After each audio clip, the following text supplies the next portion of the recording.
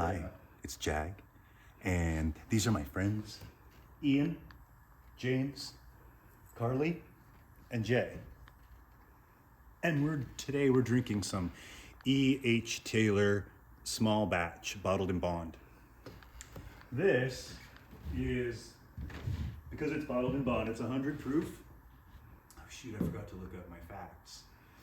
The interesting thing about this is it's a highly sought after type of bottle. It's one of those ones that the MSRP is about $70, but if you can find it in stores, it's going to be well over $100.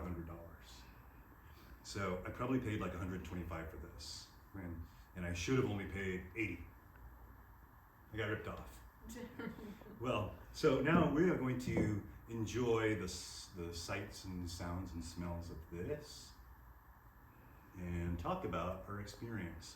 And the idea is, if your friend is watching this, you want to give them the experience as best you can. Describe the experience of drinking this, or smelling it, or looking at it. It smells good. It smells like Sweet. a urine sample.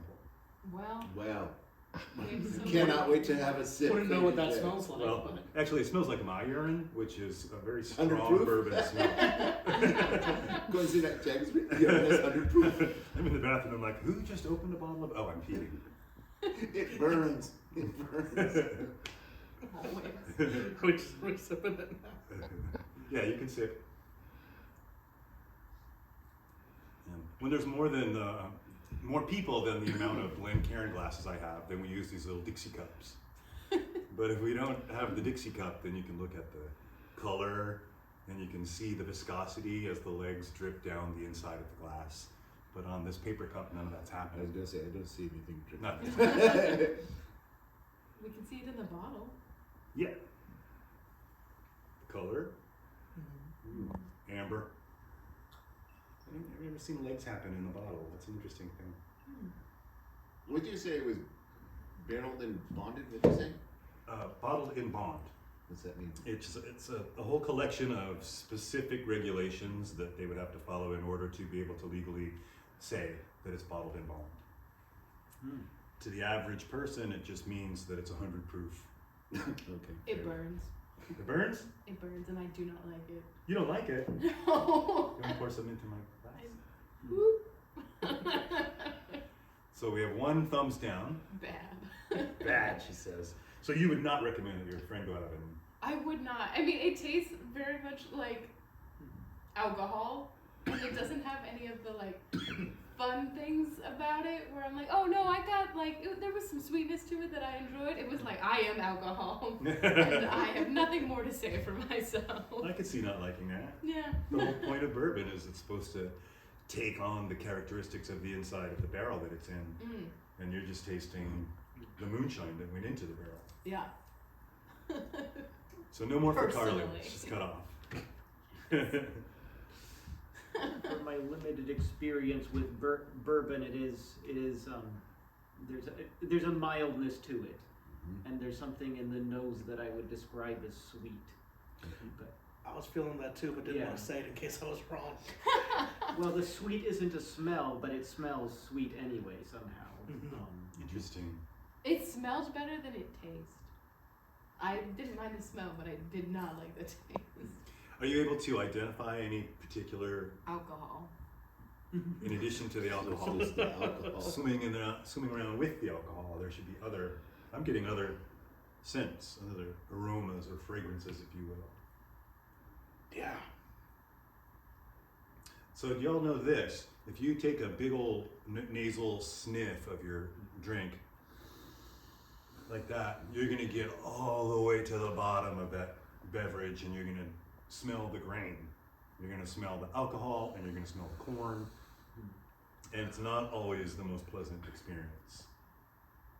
But if you sniff it like a puppy dog, Oh, terrible. Yeah, Right? that's worse. yeah. So what I do is I do one nostril at a time, because you're going to get different experiences from each nostril. Then just kind of take little puffs. Caramel popcorn. I did not get I that. get to see caramel. No, yeah. I definitely feel the caramel in there. I keep thinking citrus. It's very citrusy to Citrusy? me. Yeah, Really? it's very citrusy to me, and also, I'm shocked that it's 100 proof. It is very, sorry, it is very mellow Yeah. to what I was expecting. Yeah. Like 100% mellow, and it's smooth all the way through. It's balanced all the way through, so it doesn't. I think the last time we did this, it was like there was a beginning and then no middle, and then all of a sudden the end kicked in. This is completely different. It's smooth all the Consistent. way through. Yeah. Yeah. I could sit around just sipping this. The first sip that I took, it was very burny. But then as I drank more of it, it really smoothed out and still, warms you up real good. But Yeah.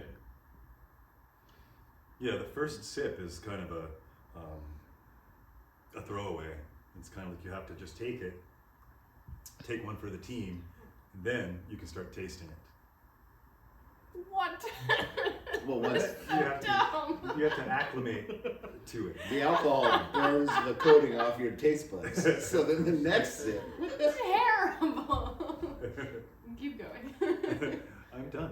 Oh. what do you think? It seems to have a lot of glycerin. It gives it a syrupy character. Oh, Oh, that's That good. maybe Yeah. goes along with just a little bit of like an orange candy syrup kind of, cool. just a Yeah, little bit yeah. of that with mostly just mellow oak.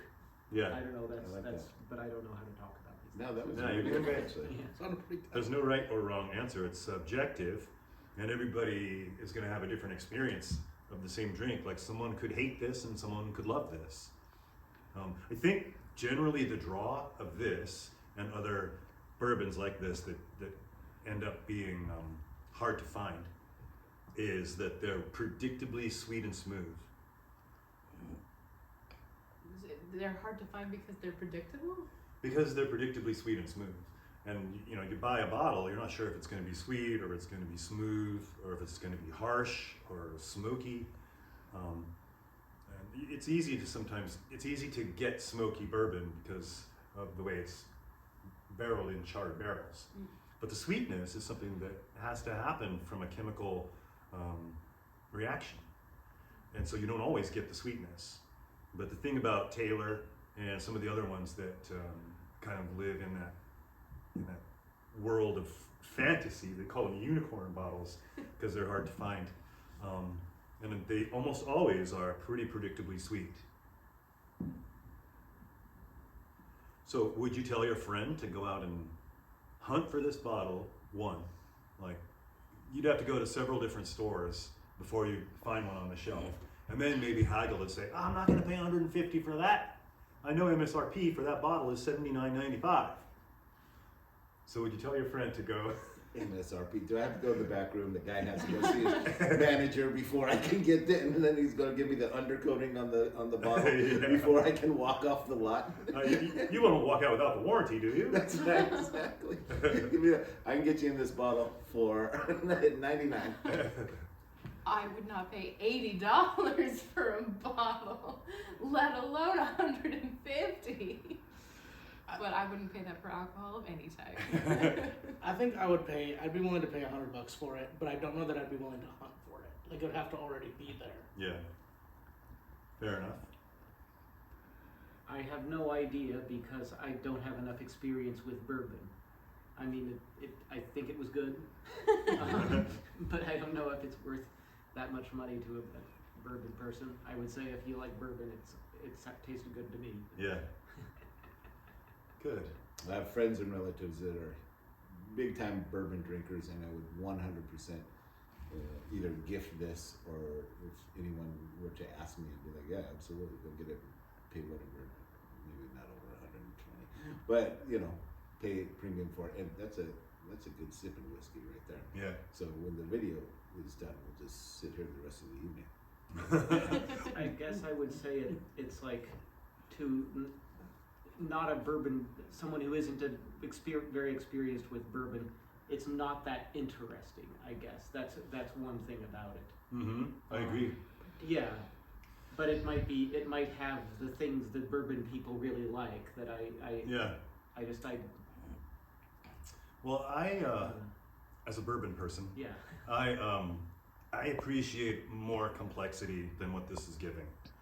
I do like there to be sweetness in the bottle. That's important to me. I think I'm not going to like a bourbon if it doesn't have any sweetness. So it's good to know that you can buy this and pretty much guarantee it's going to be sweet. But it's lacking in some balls. It's a castrated bottle. It's just got some sweetness and some citrus, and it's very smooth to drink, which is fine. But I'm not sure I'm going to spend any more time hunting for this or paying anything higher than MSRP for it. They do have a E.H. Taylor single barrel. This is a small batch. They have a single barrel, and I believe they have a full proof. And I would be very interested in the full proof version, because then you would take this and add a kick to it, and then that might. Karli, this is right up your alley. You get a 25 more proof points. Ah! 25 more proof points. And Yeah. Karli's dead. Cask strength is usually 125 on average or something like that. Really? Yeah. And you Karli can killed also him. light your fire with that, so that's awesome. Yeah. Dead. I'd be dead. We don't want anybody dying from their beverages. Does anybody need a refill? I need to drive home. Okay. I'll be okay. Yeah. Okay. Then I guess we're just going to leave you to decide whether you want to spend $80 and all of your free time looking for a bottle like this, but don't spend more than $80 on it. Do we agree? Yes. Yeah. Probably. You would go 100? I'd go. I'd go I'd go 100. 90, 80 to 100 Yeah, for I'd go this. 100 bucks. $20. And I'm looking for this in the full-proof version. And then the next If video you we do find is it. Pappy Van Winkle, from what I understand. Oh, great! You're gonna bring it. No, back? I thought you were bringing it. Oh. It's so good because you bring it all. Yeah. It'll be all nice. We'll see. All right. Well, have a nice day. See ya.